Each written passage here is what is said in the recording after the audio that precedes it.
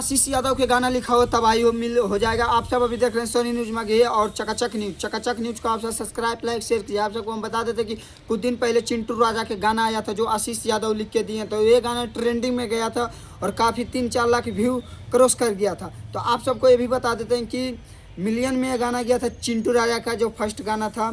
और ये गाना फिर एक चिंटू राजा का बवाल गाना कल सोशल मीडिया पे आ रहा है और ये भी गाना आशीष यादव लिखे हैं। वो उल्टा हो रहा है मगही इंडस्ट्री में। पहले आशीष यादव का गाना लिख के चिंटू राजा देते थे और काफ़ी तबाही मचा देते थे।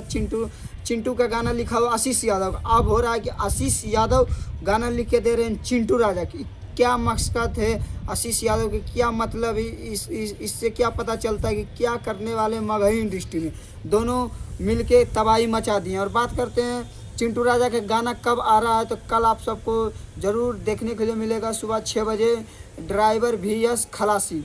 इस प्रकार के गाना के टाइटल और काफ़ी शानदार ड्राइवर पे गाना लेके आ रहे हैं और ये आशीष यादव के गाना लिखा हुआ है और चिंटू राजा की आवाज़ में आ रहा है। अब आप सबको कमेंट कीजिएगा कि पहला गाना आशीष यादव के आया था, रोशन आया था तो बवाल मचा दिया था और चिंटू राजा का भी फर्स्ट गाना तो ट्रेंडिंग में चल गया था, इसका रिकॉर्ड ही नहीं था।